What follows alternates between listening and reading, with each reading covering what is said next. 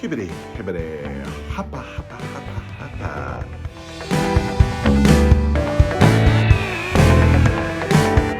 Okay, let's get into it.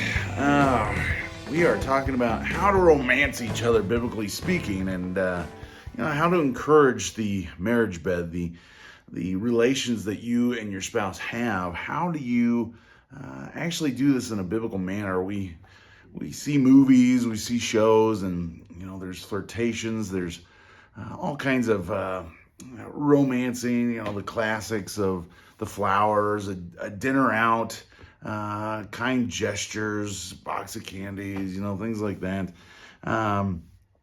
Those are the things that we kind of associate with romancing, and usually it's very geared for the woman, because in many ways, classically speaking, men don't need as much romancing.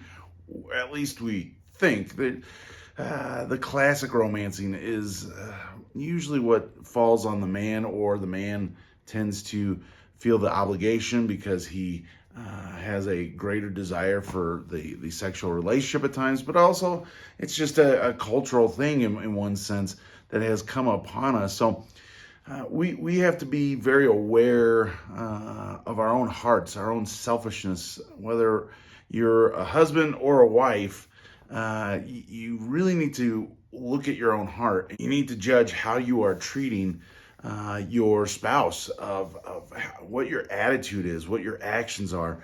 The romance of Scripture is not some kind of puritanical, let's sit down and read some verses, and therefore we are now deeper in love because we're so spiritual. While that is involved to some extent or another because of just the relationship itself, the idea of a romantic relationship within the marriage is encouraged in Scripture. It is exemplified in Scripture, and hopefully we'll kind of come to understand what this is talking about as we go through this. So we just want to look at the biblical parameters for a man to romance his wife, and a woman to romance her husband. That how is this happening? Well, let's start in Song of Songs 2:15. It says, "Catch for us the foxes, the little foxes that ruin the vineyard, for our vineyards are in bloom." One of the things that you really want to do first and foremost in your marriage is get rid of the little foxes, the things that are ruining the relationship. Hebrews 12:1 talks about this in our relationship with the Lord, that we throw off everything that hinders, the sin that so easily entangles. This is the little foxes. There's a million things that this could be, especially within the romantic relationship, but not to oversimplify this in one sense, but when we're talking biblical romance, it is a very romantic, classical, candles, nice fragrances and chocolates and dinners, all those kind of things. That's part of it, but that part doesn't really become genuine, doesn't become true, doesn't become real if your life isn't in order. And this is what happens with the things like the little foxes. Is sometimes I would say, again, this is a gross generalization, which I just have to deal with in that general video, but men tend to become more romantic when they are more sexually desirous. And so they will make gestures, they will do activities even throughout the year, or those special times like Valentine's Day, things like that, because they're hoping to get some, right? And I think ladies tend to notice that. In one sense, I would say some mind that, it seems, but there's another sense where it's like, well, at least there's times I get to be treated that way. But you could flip the script as easily and say, well, why isn't it that a wife isn't romancing her husband as well? So this is one of those things that we've got to just look at our own hearts. There's things like comparing each other to even your past selves. I mean, marriages, generally speaking, the longer you're married, the older you get. That's a gross generalization. Maybe this would be the generalization. The older you get, the less normally attractive you are. That's not actually true, and especially in a marriage. As marriages go on, the very definition of beauty should become, for the husband, his wife, and for the wife, the very definition of beauty or handsomeness should be the husband. And as you love each other, that literally becomes a reality, that someone who got married and then they're 30 years into their marriage saying my wife is more beautiful than the day I married her, that is actually true in the sense of the relationship, in the sense of his definition of beauty, that he has become more and more in love with his wife to where everything else falls short of her beauty, and vice versa. But you don't want to compare yourselves to past selves. The younger, tighter body, the more energetic, less wrinkles, things like that, or even things that have happened, or gestures that were made, things that used to take place, the little notes that you used to write to me. Why don't you do that anymore? Those are things that are, as Ecclesiastes 7:10 talks about, that it's not wise to say, why were the former days better? That doesn't come from wisdom. It's a foolish thing to look back and go, I wish we were back there rather than now. Now is the time, as what is it? 2 Corinthians 6 talks about it, that now is the time, now is the day. And so that's one of those foxes that comes up in marriages, even if just in the mind, even in just the attitude of, well, my wife used to look this way, or my husband used to be far more romantic.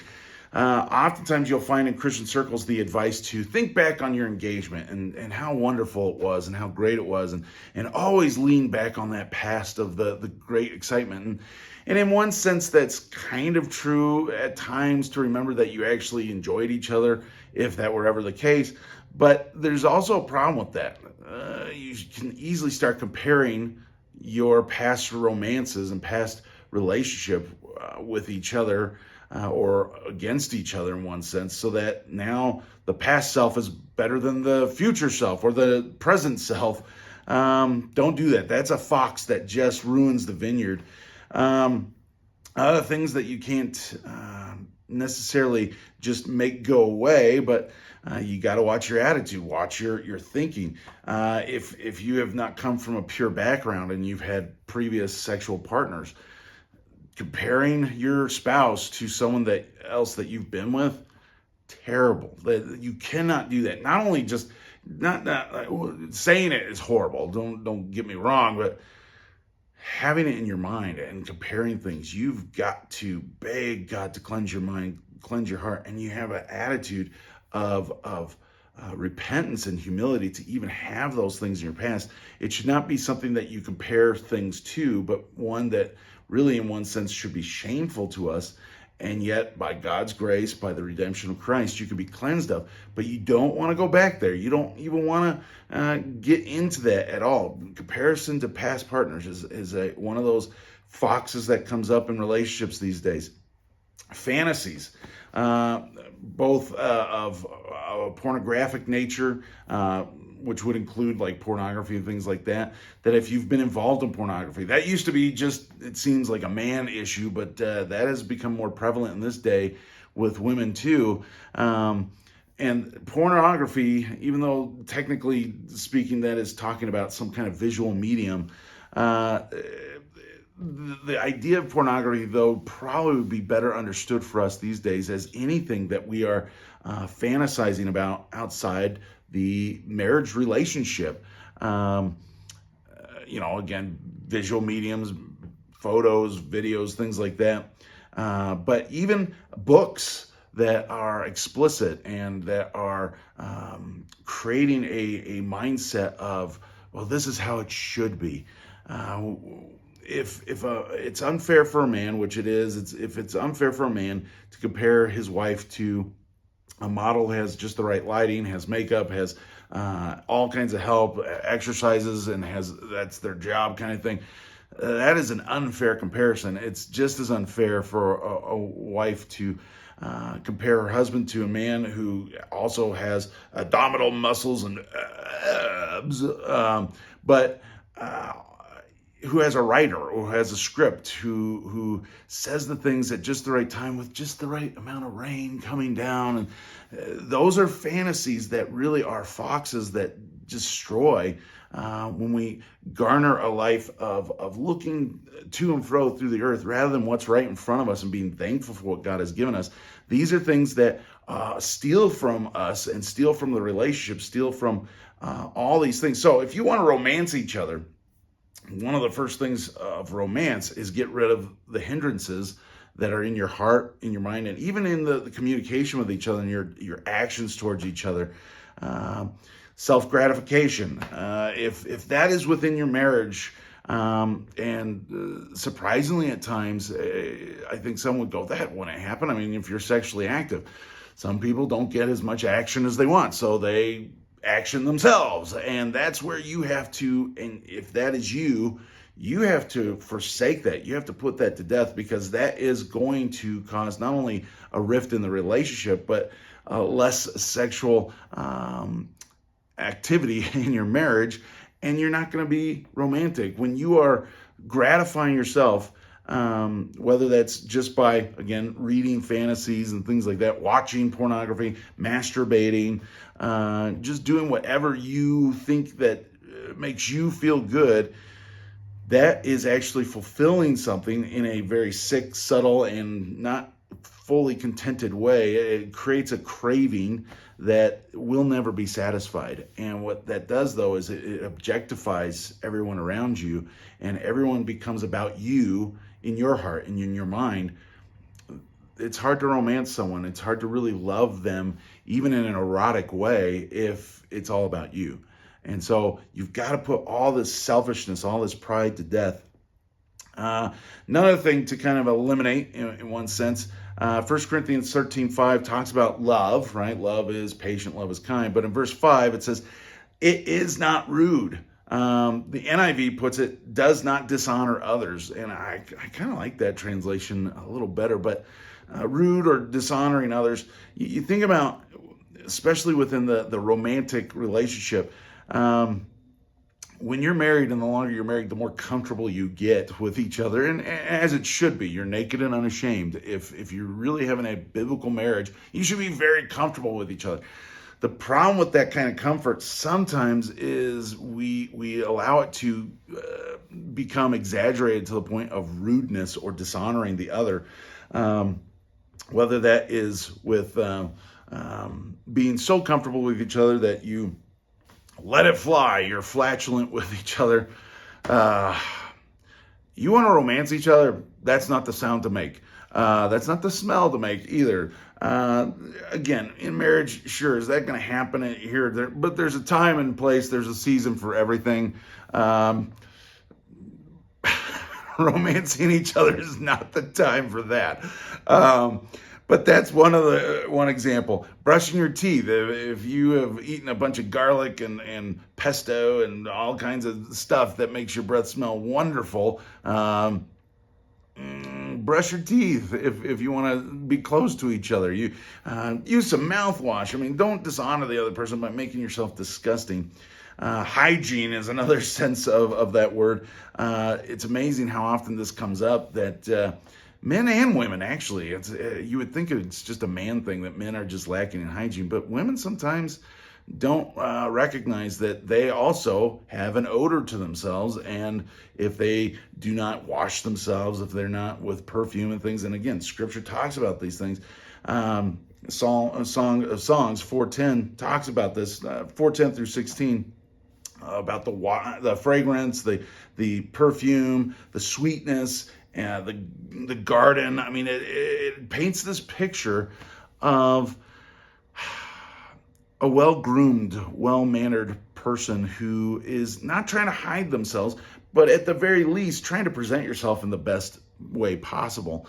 For a man like myself with a beard,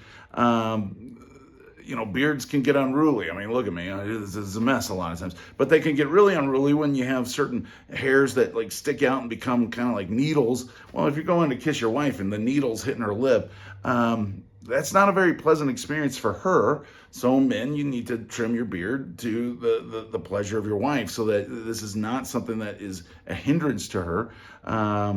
But, a lot of us men, we need our beards, and our wives like the beard because it's man makeup and it makes us look a lot better than we would naturally be. But this is our best presentation, and God has given men the ability to cover their unappealing face with something that at least kind of makes it a little nicer at times. I don't know. Some guys, it's not, you know what I mean. It's beards, non-beards, but same for the ladies. You trim up, you clean up, you brush your teeth, shower, all these kind of things, and you would kind of go, well, yeah, that's true. But oftentimes it becomes something that we're very lazy in. We become almost taking for granted what we have within each other. So don't get so comfortable in the relationship that you become rude. Again, comfort is good. Naked and unashamed is good.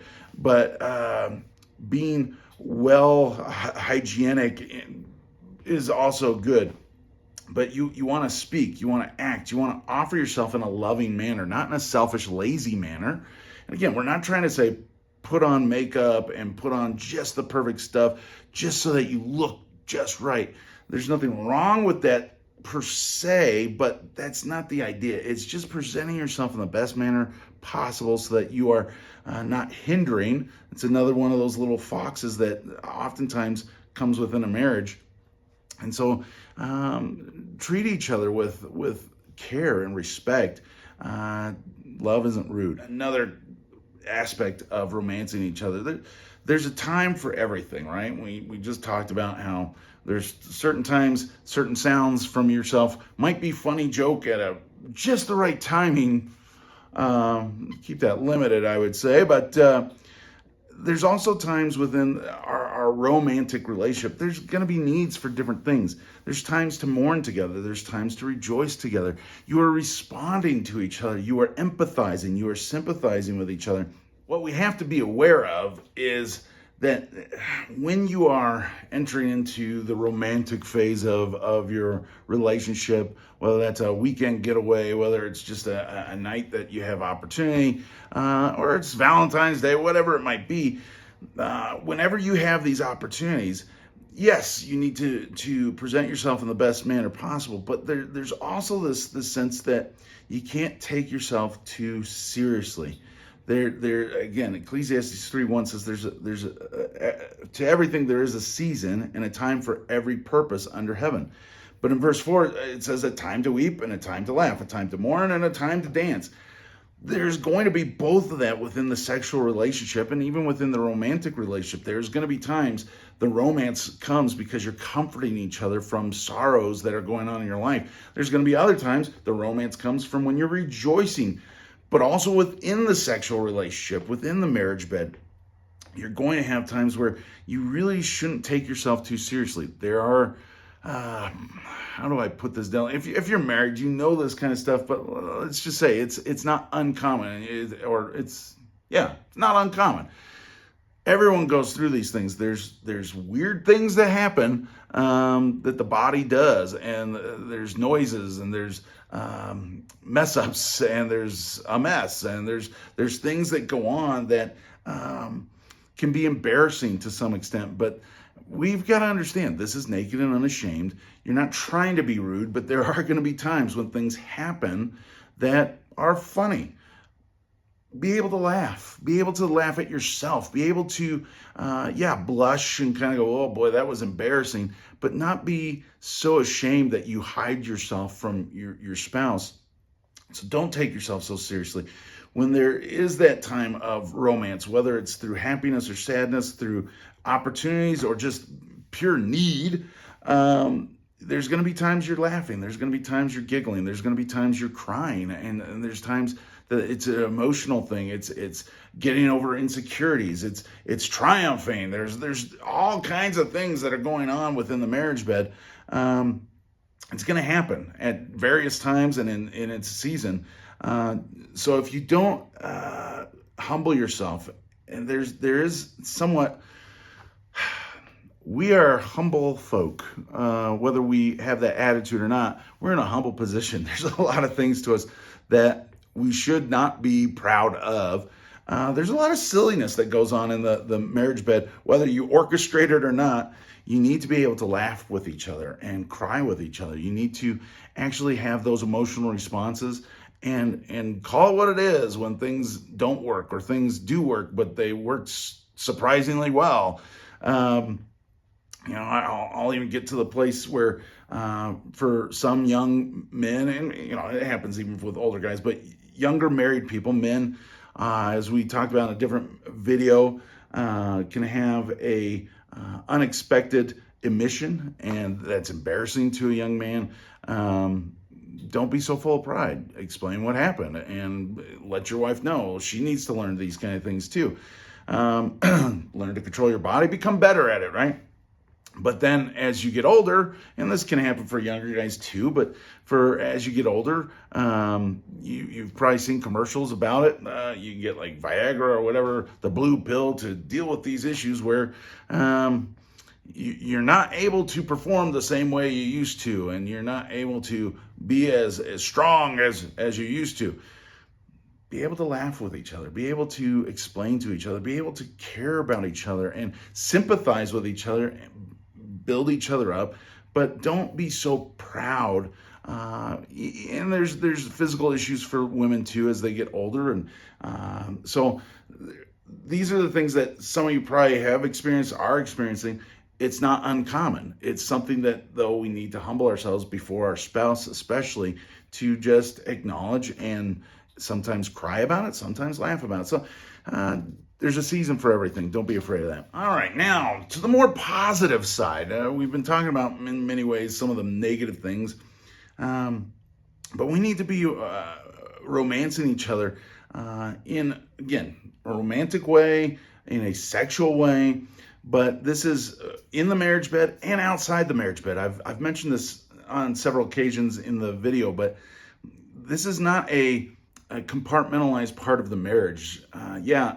It's a private part of the marriage that we're not to necessarily do out in public, although there's certain expressions of PDA that are good, even for your kids to see that mom and dad love each other on a very regular, very real basis. But we're not talking salacious and awkward kissing and hugging, things like that. But you don't want to get too heavy about those things. But I digress.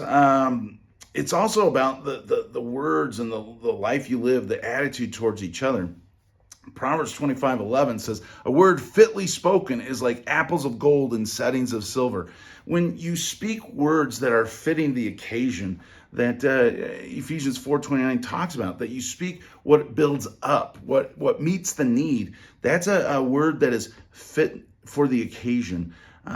It's fitly spoken. It's jewelry. It's a blessing. It's a treasure that he's talking about. Proverbs 12:25 says, "Anxiety weighs down the heart of a man, but a good word cheers it up."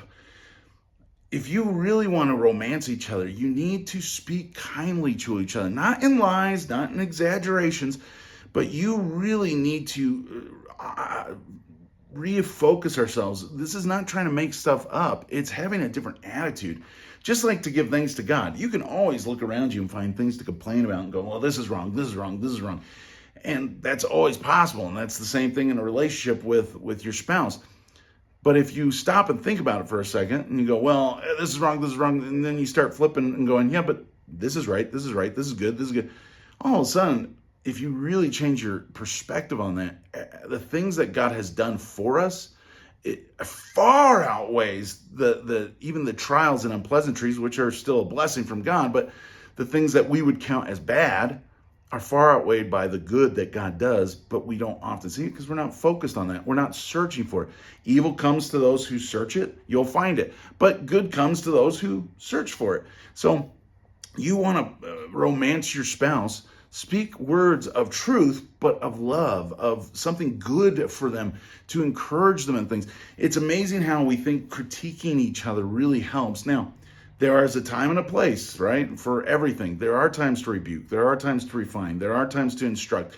And that is something couples should get used to, is hearing what I need to improve in on a regular, casual basis. Really, it should become so comfortable that it's like, yeah, you're right, my attitude stinks, or yeah, I wasn't very good at that, or that's fine.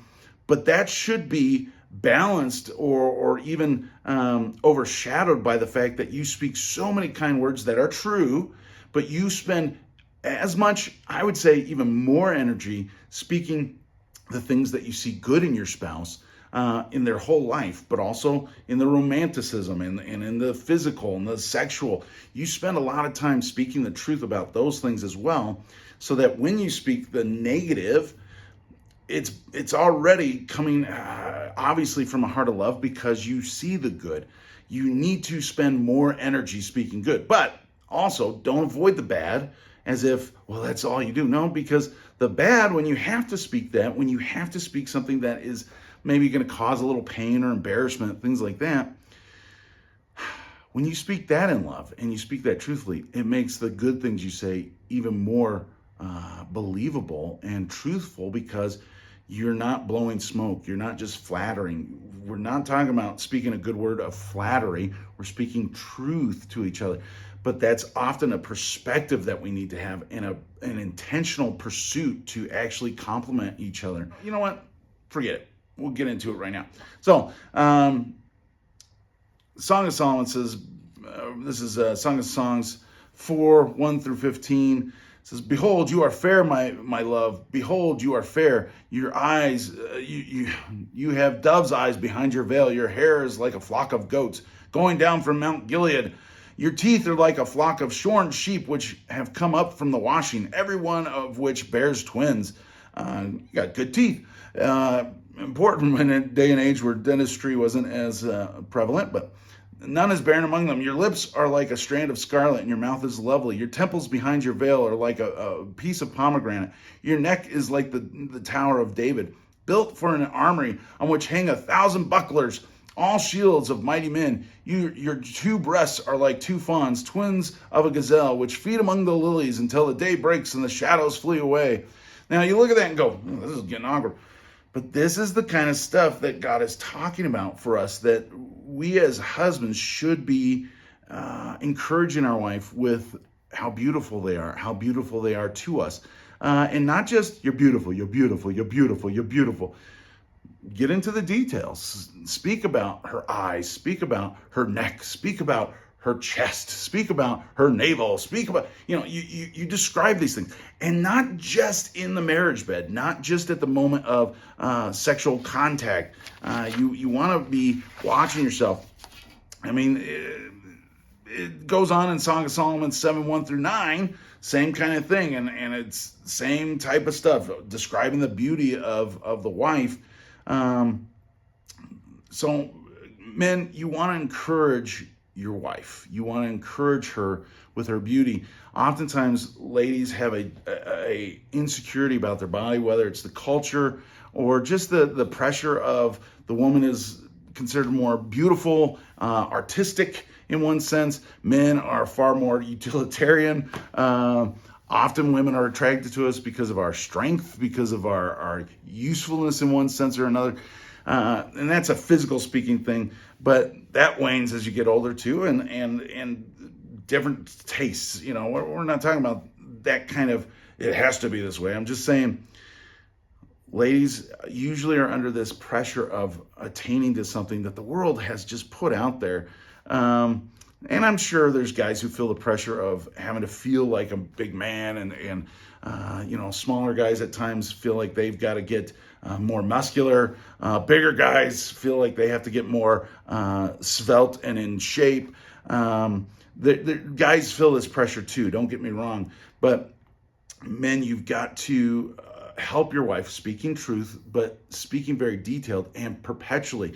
Make sure you are feeding your wife the truth of how you see her, more than she feeds herself about how she's insecure, but also what the world feeds. You see clothing commercials, you see billboards, you see all kinds of things that we as men have to watch our eyes for. Well, women have to watch themselves too, because there is a lust to want to look like that and be put together like that.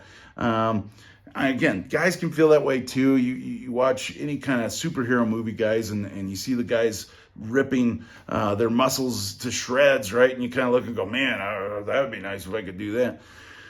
You got to watch your heart with that too and not become insecure. Be secure in your spouse's love. Ladies, be secure in your husband's love. But both should be speaking to each other.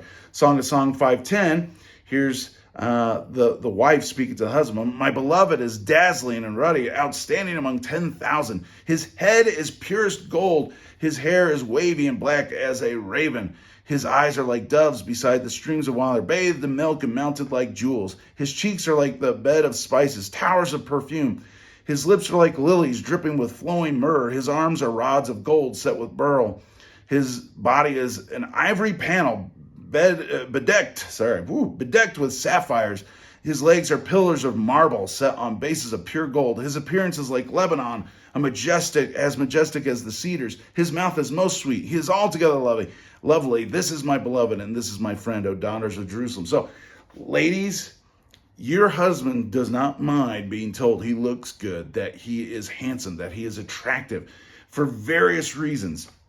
Men crave, rightly so at times, well, I shouldn't say crave, but they want, but then they crave at times, and that's wrong to have this craving, but men want respect. Men want to be respected, especially by their wives. Yes, we want to be loved, and wives want to be loved and respected too. But if you are not expressing the respect, the admiration you have for your husband, you could even put it adoring. I got to tell you, when my wife adores me, and it's apparent that she adores me, you could rewrite that and say she respects me. But she makes it very clear that she adores me. I don't understand why. I don't get it, but I'm secure enough to say this and put it out on the internet because I'm confident in her love for me, mainly because she really expresses it constantly in words, in actions, and in deeds. She thanks me for working hard. She thanks me for helping around the house. She thanks me, and not just thanks, she praises me. She goes into great lengths about how she is thankful for how I do things and what I'm working at and all these things. She makes a point of that, intentionally encouraging me. Well, let me just tell you, that's really attractive. That really makes me want her, not only just sexually, but I want to be near her. I want to talk with her. Hey, if you're going to compliment me, let's talk, right?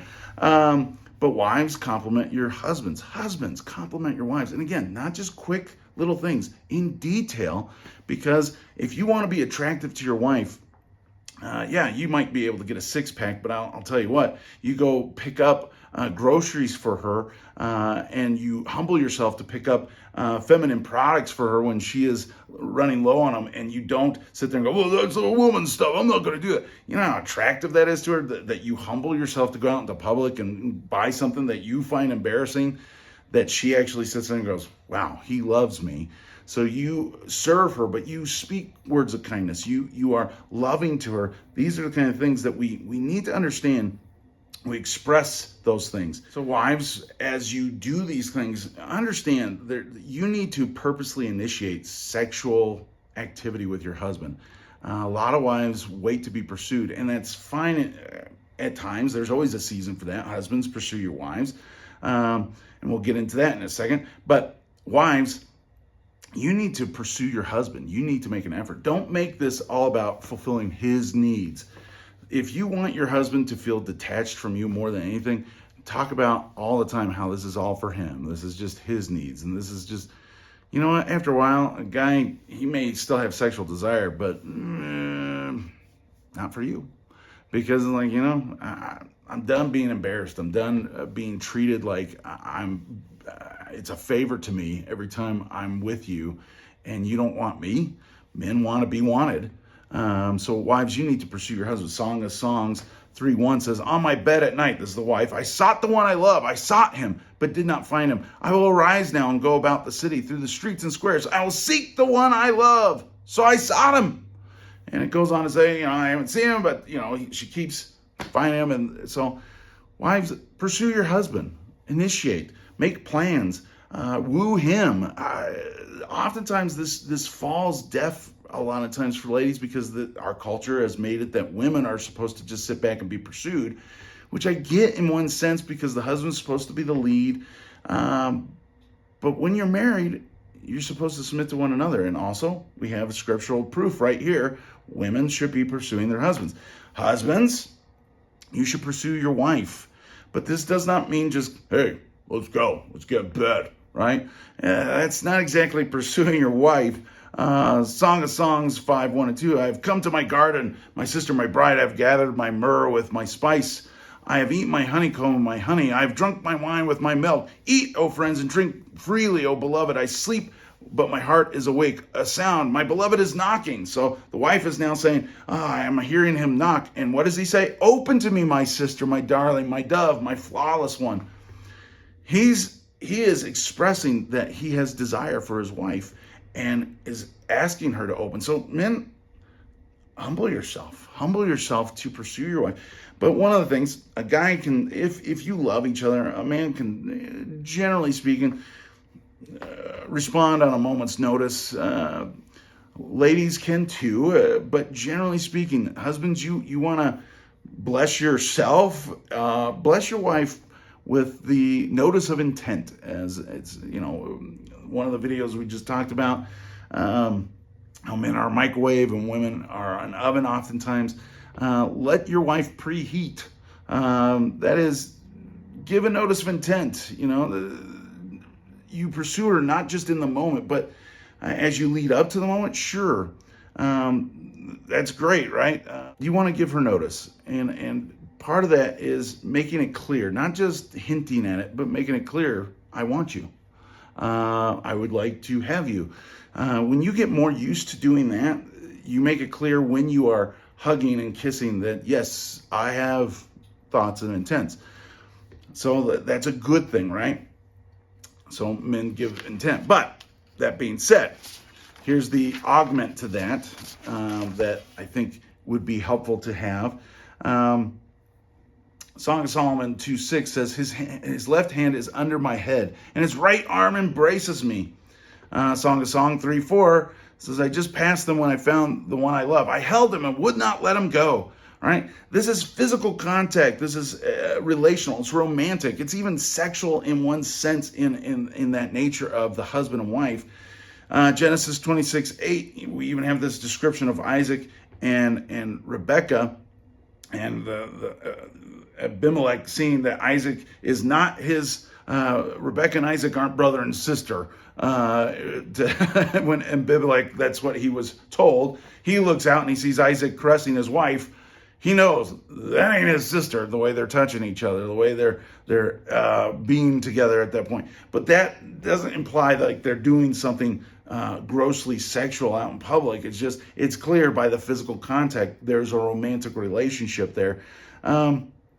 What we get from these things is you don't want to just, husbands and wives, don't just pursue each other physically when you are wanting a sexual intercourse or wanting more this weekend, building up, even if it's days before.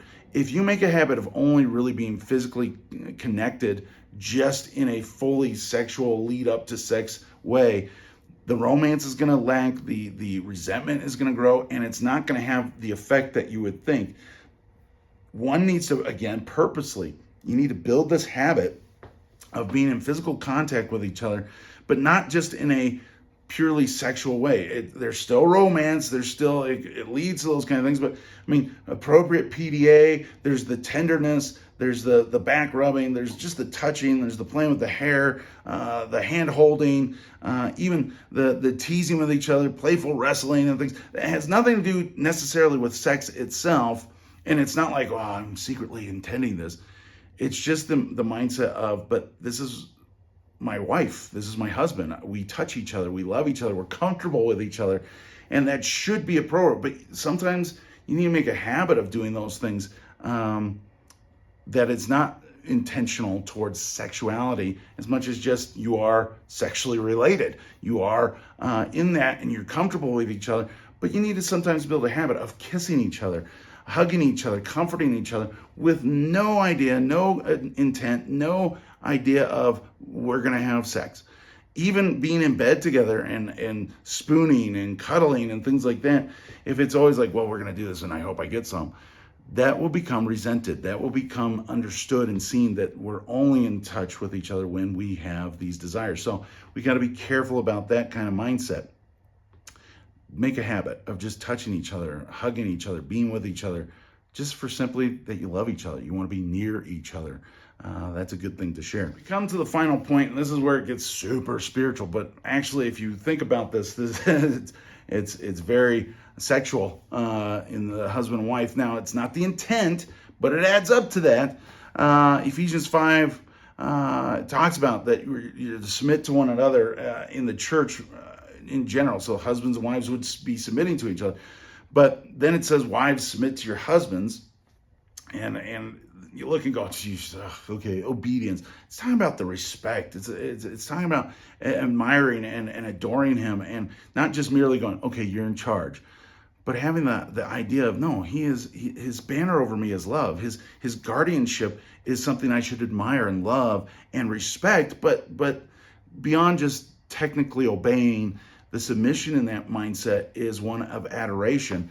And then it talks about in verse 25, husbands, love your wives. Yes, you love them so you get some. It's like, no, I mean, it can add up to that. And it shouldn't be avoided. But this is romancing your wife, romancing your husband. It comes down to this idea of love and respect. Husbands, love your wives, just as Christ loved the church and gave himself up for her to sanctify her, cleansing her by the washing with water through the word, and to present her to himself as a glorious church without stain or wrinkle or any such blemish, but holy and blameless. In the same way, husbands ought to love their wives as their own bodies. So we're to love our wives like Christ loved the church, and in that same way, cleansing her with the washing of the word, presenting her to himself as a glorious, right, without stain or wrinkle. This is a spiritual thing that he's talking about, that husbands, you wash your wife by the water of the word, that you're living the word. Does this mean you preach the word to her constantly or regularly? No, this is a more intimate thing. In 2 Corinthians, it talks about that we are the letter from Christ, that we as believers are a letter from Christ, written on human hearts. It's a living word. You wash your wife with the word by living the word, by being an example to her. Are there times you explain? Yes. Are there times you may need to rebuke? Yes. But that's both and. It's husband and wife doing that to each other. Are there times you're going to instruct each other, study the Bible? Yes. I'm not trying to exclude that. But as a general overway of life, you are not trying to point out scripture to her, constantly berating her with, you need to do this, you need to do that, you need to do this, you need to do that. You are living in such a way, just like Christ exemplified to us, his life becomes the example to us. We are compelled by the love of Christ. He is the living word of God, and we are supposed to be the living word of God to our wives. And yes, wives to their husband too, but you love your wife not just in a sexual manner, not just in a romantic manner, but in an agape, instead of just eros or even philetos or dodoic and the different types of love. If you love her in a chesed way or an agape way, where you're laying your life down to the extent that you are faithful to her, you are compassionate, you are putting her needs above your own, you are looking out for her eternal good, her growth in spirit. This is where you're benefiting your marriage. And he says, he who loves his wife loves himself. He's not saying this is the goal, you love yourself. He's just going, you love your wife, you are blessing yourself. The more you live to serve your wife, the more you live to lay your life down for your wife, the more that's going to happen in reciprocation. Generally speaking, can you maybe have an obstinate wife who doesn't want to? Yeah. Just like Christ has obstinate people in the church, did he not lay down his life anyways? It's not like, well, if she doesn't, I'm not going to. This is not a bargain. This is not a bartering system. This is a decision to lay down your life. Let me just tell you, though, that is extremely attractive the longer it goes and the more it's true and proven. Your wife will be attracted to that, even reluctantly if she's disobedient to the Lord, even if she's convicted. There will be a reluctant respect that grows. the more you are controlling yourself. You're not being baited into arguing. You're not looking for your own. You're not focused on what you get out of your life or even the sexual relationship. The more you are just about her, there's going to be more sexuality given in the marriage, generally speaking. I know that some would sit there and go, oh, you don't know my wife. And you flip that in the same way as wives, if you respect your husband. Again, beyond just, yeah, technically I respect him. It's not this martyrdom attitude. The respect is one of adoration, that you look for the good. The more you are looking to be his helpmate and to actually lift him up, as Abigail tried to do for Nabal, that she made up for what lacked in him, even defending him. And yes, she was truthful about what he was, but she tried to guard him and shield him and make up for whatever lacked in him. Instead of just blasting him and nagging him and complaining and just going off and whining and moaning, she took action and did what was necessary to bless the family, to bless her husband, and with yet still that respect and with that mindset of what would bless, not with, well, then if he's not going to do it, I'll take charge. It's no, you're the helpmate. You're building up what's lacking around him, and in a way that it's like, well, I've only done what I ought to have done, not see what I do for you, see how much better I am. That's not going to garner love from your husband. But the more you make up for things, look, I'm not trying to defend husbands like this is okay, but your husband comes in, he drops his shoes, drops his socks, he makes a mess, and you sit there and go, geez, what a lazy bum. He might just be.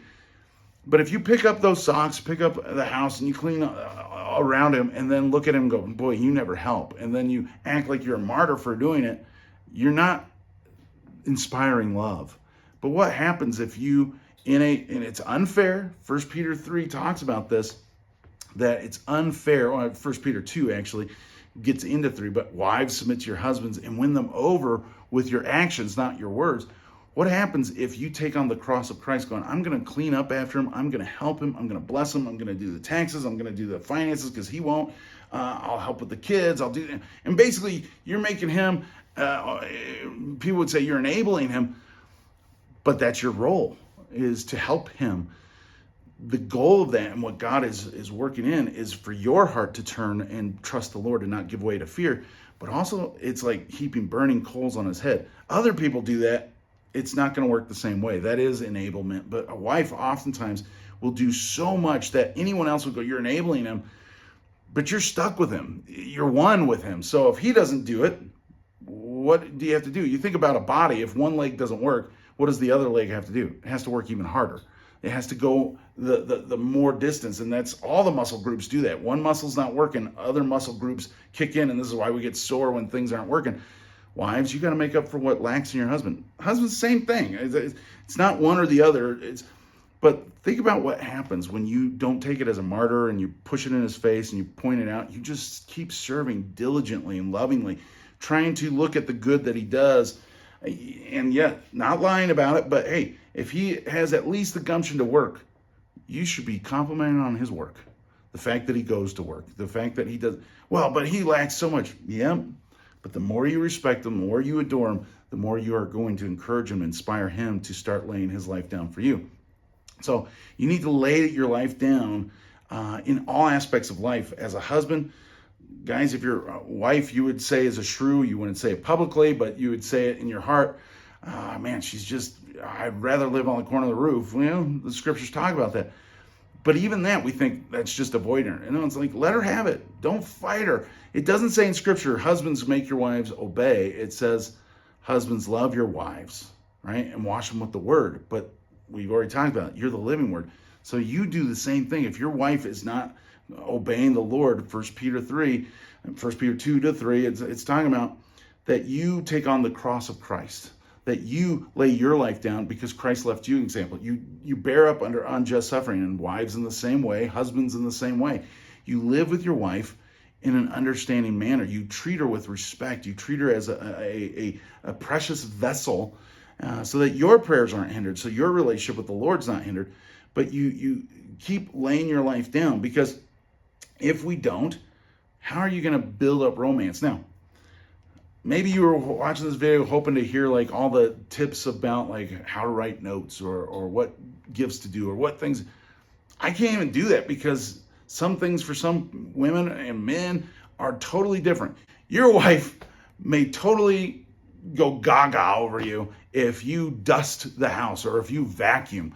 That might be one of the most romantic gestures. Or she doesn't care much about that, and you do that and you're like, oh, that's not attractive.